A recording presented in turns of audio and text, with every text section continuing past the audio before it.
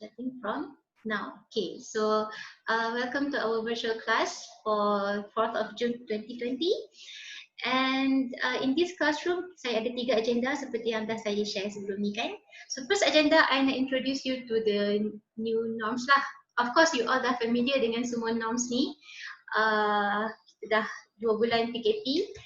Tapi maybe from our side, from Applied Statistics. Okay, siapa yang dah buka Kalam, dia akan dapati ada e-learning guideline uploaded in Kalam. Okay, Dr. Kunain dah upload. Pergi baca, that is our guideline for Applied Statistics lesson in this semester lah, for this semester. Tapi let me brief you a little bit more lah from my own view ke, perception ke, macam tu lah. Okay, first saya nak highlight tentang kelas. Okay, kelas, kita kan ada 3 kelas minggu.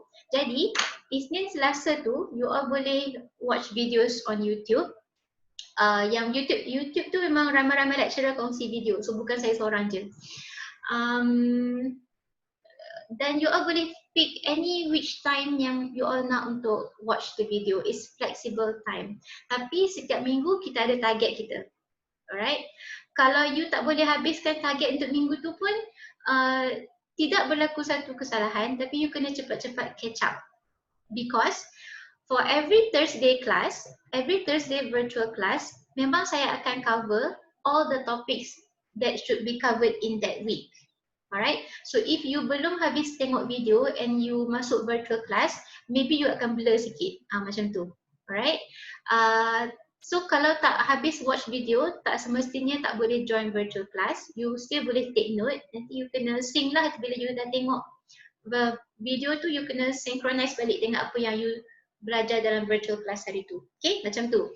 Tapi saya faham yang sebabkan test banyak sekarang ni, so I did not expect all students to finish up and semua target for every week. So untuk week 6 and week 7, saya virtual class kita akan lagging sikit lah, akan backdated sikit lah apa yang kita cover. Macam hari ni pun saya nak cover sampai 2.7 je. Okay, so maybe week 8 and above memang virtual class tu akan cover minggu tu punya video.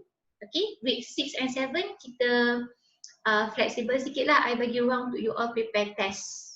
Okay, test 30%. Banyak, sangat banyak. Okay, itu tentang kita punya kelas.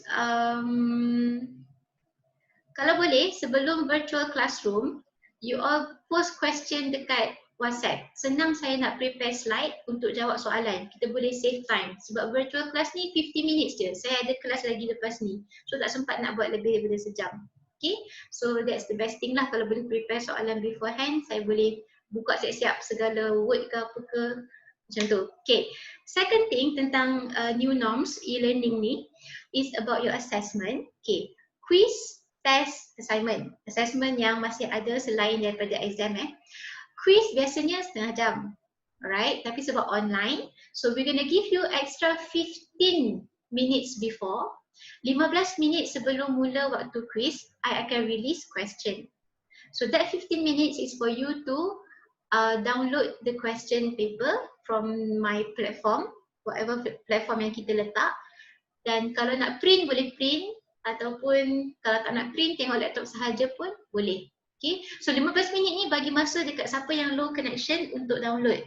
Siapa yang fast connection, boleh terus start answering the question. Okay, allocation time untuk answering is 30 minutes. Okay, katakanlah quiz pukul 9. 8.45 saya dah bagi soalan.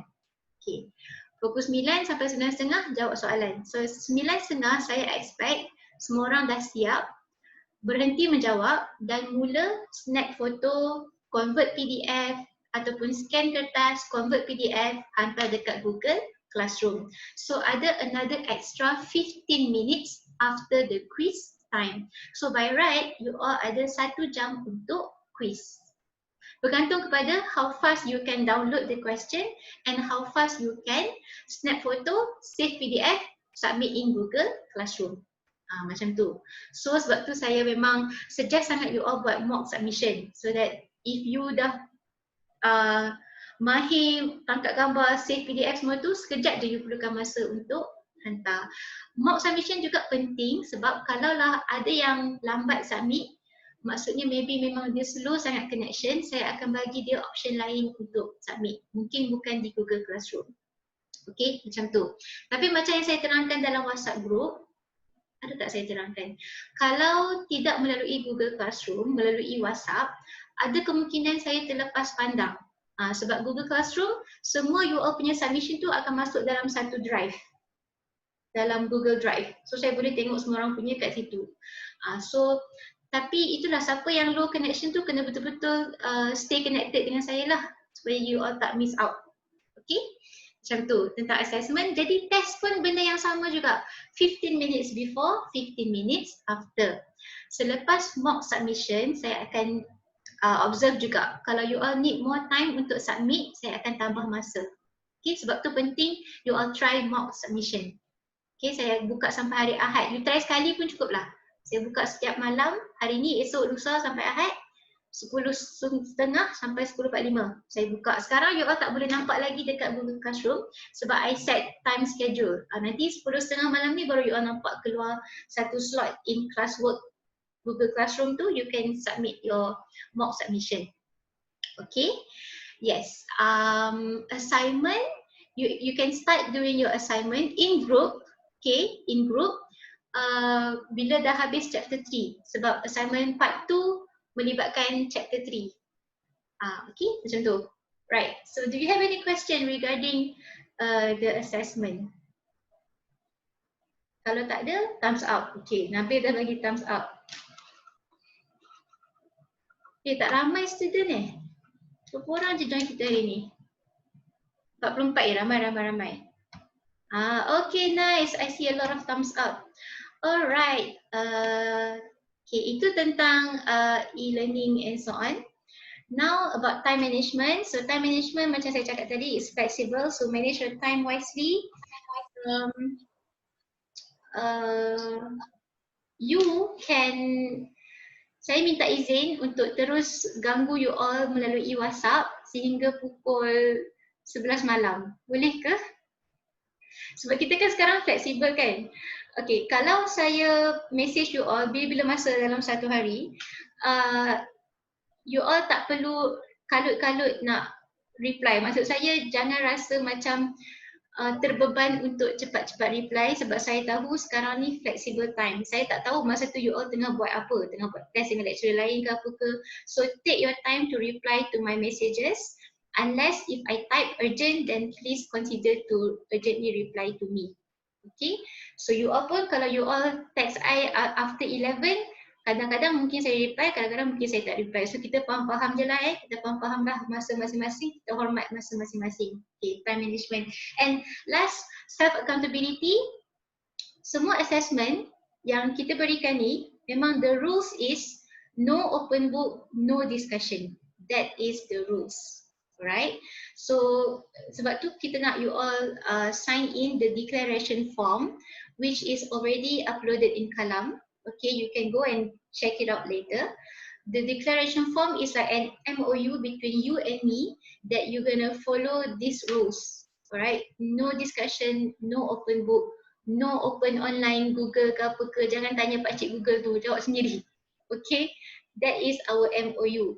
But itu atas kertas. But in reality, it's really up to you how you wanna conduct the test, the assessment. But this our MOU together lah. There is no way that kalau kata I boleh detect peniruan, jawapan lebih kurang sama je, then tindakan akan diambil lah. Siapa yang tak hantar declaration form, I will not accept your assessment.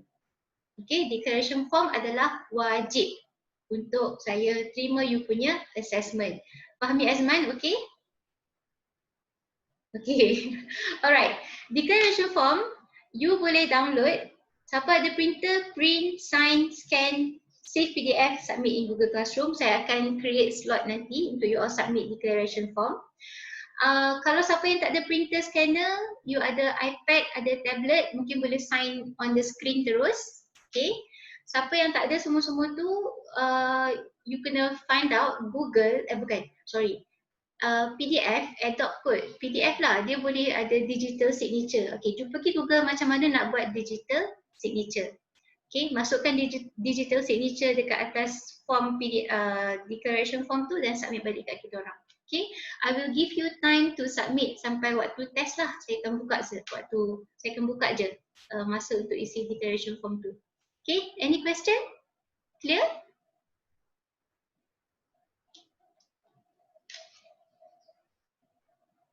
Okay, alright. Kalau macam tu kita boleh proceed kepada second agenda kita, chapter 2.6 and chapter 2.7. So this is confidence interval lagi lah, masih lagi chapter 2. The last two topics for chapter 2 kan. Right, so before I proceed, boleh tak semua orang komen dekat chat, you dah tengok video yang mana satu? Both 2.6 saja, 2.7 saja ataupun belum? Komen je, it's okay. Saya tak makan orang. Kita boleh tengok chat.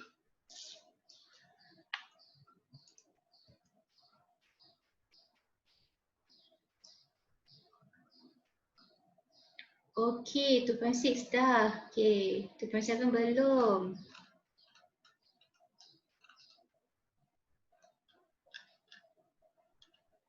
Oh, 2.4 dia tengok balik. Okay, bagus. Muka marah ke tu doktor? Tak marah. 2.7, 2.6. Okay. Oh, baguslah kelas ni. Wah, very good. Very good. Saya pun nak bagi reaction juga. Clap. Okay, nice. Ramai dah tengok. Oh, belum madam. 2 hari test. Tak apa. Lepas ni awak pandai-pandai manage time cover balik Okay, thank you. Thank you for your response in the chat. 2.6. Okay, siapa yang dah tengok? Ada tak soalan nak tanya? Siapa yang dah tengok chapter 2.6 ni? Do you have any question to ask me?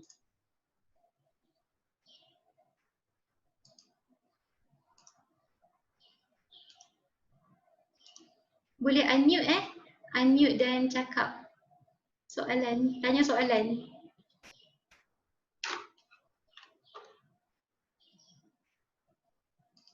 Miss, saya ada satu soalan. Okay, silakan.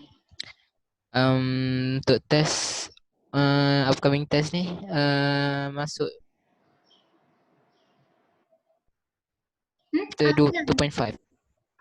Ya, sampai Ke saya 2.5 silap? sahaja. 2.6 dan 2.7 masuk. Okay. Okay. Just for confirmation je. Alright. Dan Okay, everyone, chapter 2.6. Okay, kalau tak ada soalan, saya lah tanya soalan. Siapa yang cakap dah tengok 2.6 tadi? Tengok chat kejap.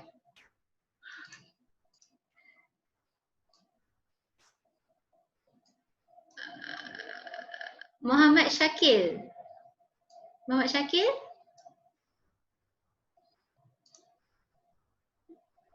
Boleh unmute dan bercakap tak Muhammad Syakil?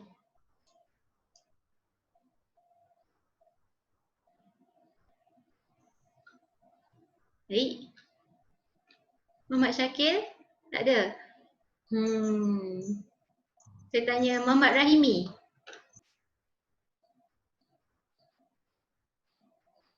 Rahimi?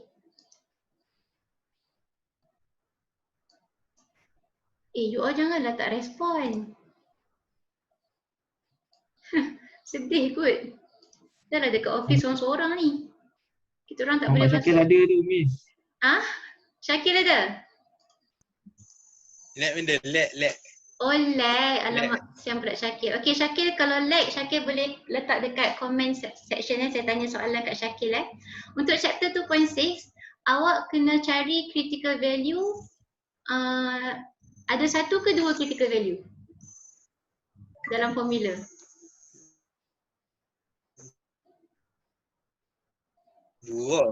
Dua, okay, very good, yes.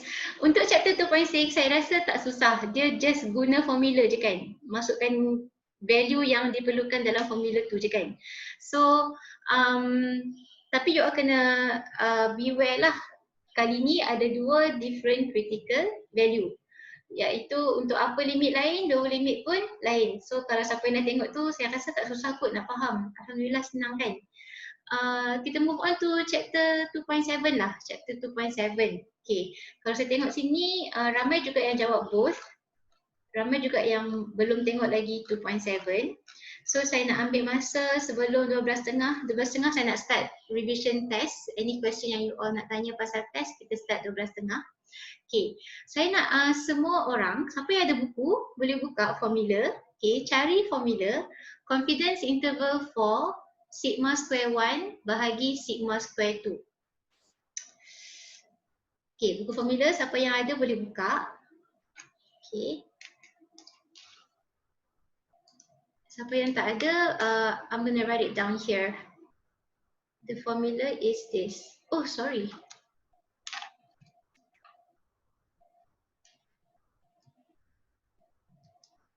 Okay. S1 square over S2 square F 1 minus alpha over 2. Ni saya nak go through once. Siapa yang belum tengok video, catat dan nanti you akan synchronize balik lah dengan video bila tengok nanti. Okay, so this is the formula kalau you nak estimate the ratio of population variances. Okay, saya nak tukar warna. Right, so sama macam 2.6, you have two different critical value. Okay, yang ini confidence interval ni di sebelah kiri ni adalah lower limit dan di sebelah kanan ni adalah upper limit. So this is confidence interval ada lower limit, ada upper limit. Critical value ni adalah yang ini. Kalau sebelum ni critical value kita Z alpha over 2, T alpha over 2V, ni namanya critical value kalau siapa yang tak ingat. Sekarang ni dalam chapter 2.6 and 2.7, untuk lower limit critical value dia lain, untuk upper limit critical value dia juga lain. Okay, so now I nak tunjuk kat you all how to use table 7. Okay, untuk chapter 2.7 you akan refer to table 7 which is page 40 to page 55. Okay, how to use this table over here. Kita buat satu simulation let's say you kena find 90% confidence interval for ratio of sigma 1 and sigma 2. Okay, 90%, and then sample size 1 equal to 7, sample size 2 equal to 4. Okay, kita reka-reka je lah So kalau 90% confidence interval maksudnya alpha sama dengan 0.10. Betul. Kalau alpha over 2 akan jadi 0.05. Right. Let's try to find the critical value for upper limit dulu. Sorry, for upper limit Okay, upper limit critical value F alpha over 2 V2 V1. So this will become 0.05. V2 is N2 minus 1, 3. V1 is N1 minus 1, which is 6. Okay. Right. So dalam buku table 7 tu, Table 7, you cari page yang ada tulis alpha 0.05 ke atas.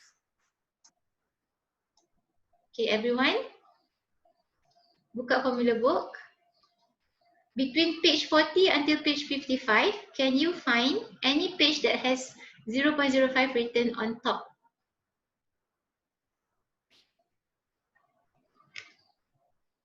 Jumpa tak?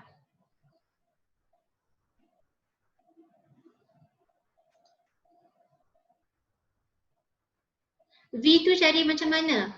V ni formula dia N minus 1. Okay, N ni sample size Tapi yelah sebenarnya V ni sebutan dia adalah new tau. New. Nanti kan lecturer lain tengok video ni dia marah I pula. New. V ni adalah new. Tapi saya sebut V lah bagi korang senang faham. Okay, jumpa. Page 54 dengan 55 kan? Okay. Macam mana nak, kita akan guna muka surat tu. Macam mana nak cari nilai ni?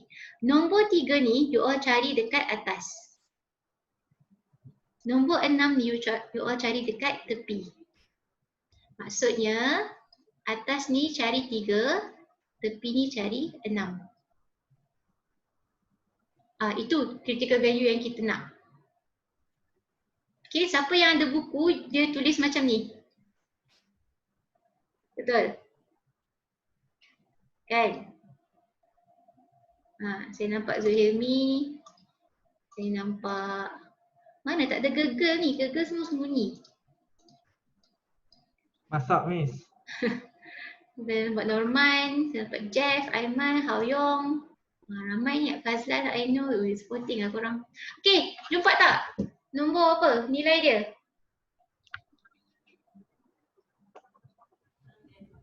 Empat tujuh lima tujuh satu. 4.7571. Yes, tepat sekali. That is how you use table 7. Okay. 4.7571. Okay, nice. Next, moving on to the lower limit pula. Tadi upper limit, sekarang kita buat lower limit. Okay, untuk lower limit, F1 minus alpha over 2 V2 V1. 1 minus alpha over 2 ni, kalau you all tukar, dia akan jadi 0.95. Tapi dalam buku formula yang ada di tangan kamu sekarang, you will not find any pages that has alpha 0.95. Memang tak ada. You all takkan jumpa benda ni. Okay. So, disebabkan itu, you all kena tukar formula ni jadi lain. Yang ini tukar jadi 1 per F 0.0563.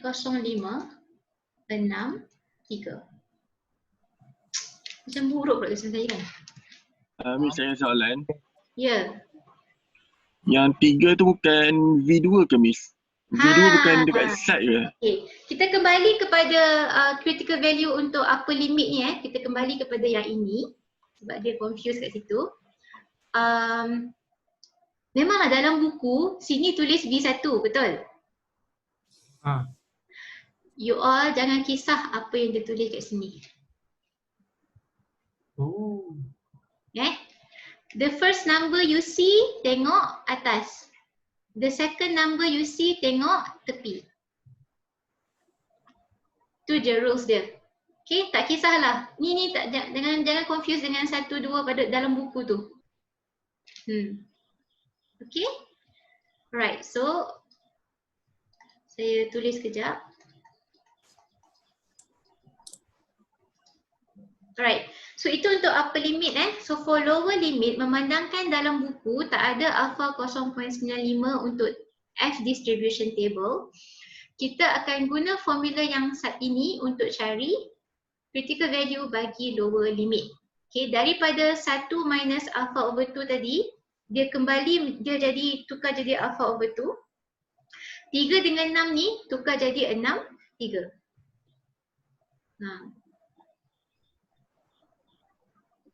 Okay tak? Siapa boleh cari nilai? 0.05, 6, 3. So sekarang 6 ni tengok dekat atas. 3 ni tengok dekat tepi. Baca table. Saya nak you all belajar baca table je sekarang ni. 6 kat atas, 3 kat tepi. 8.9406. Yes. 1 per Allah. Sekejap.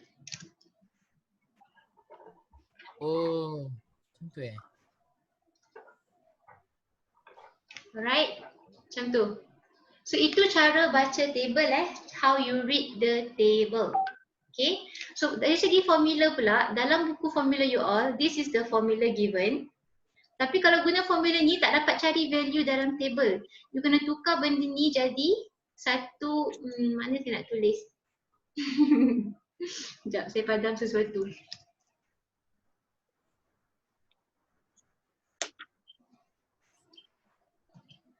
Okay, yang ini you kena tukar jadi 1 per F alpha over 2 V1 V2. Macam tu. Okay, dari segi formula and dari segi baca table.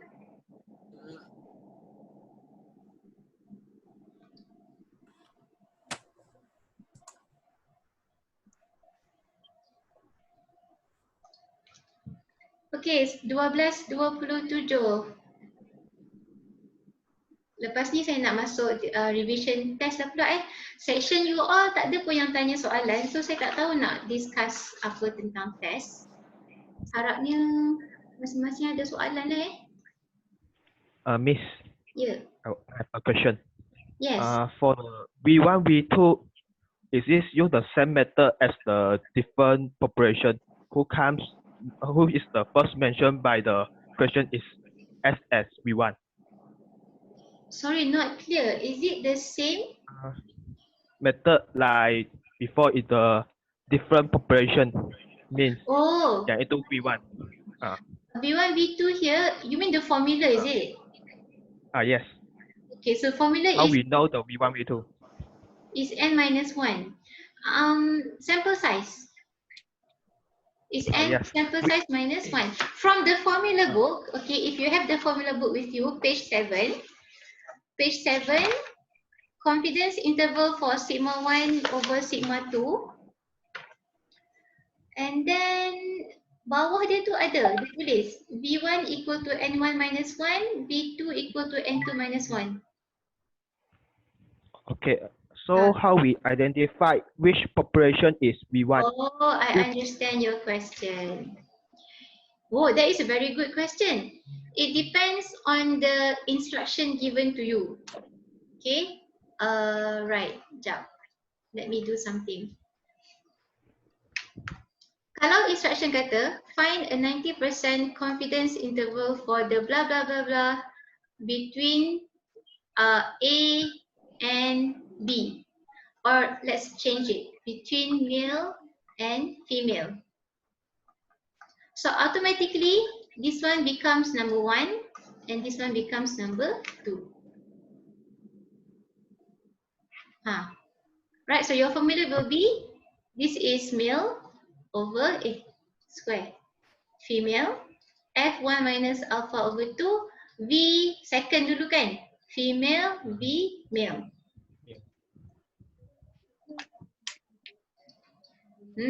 You ask me a very good question.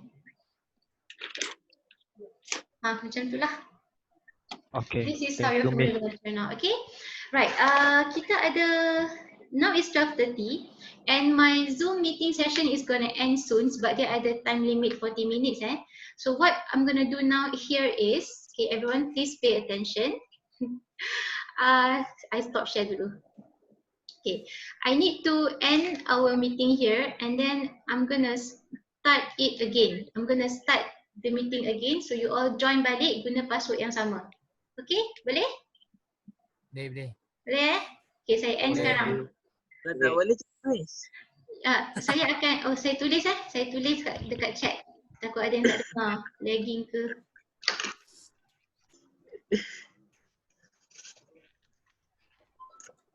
Itu Mak Fikri.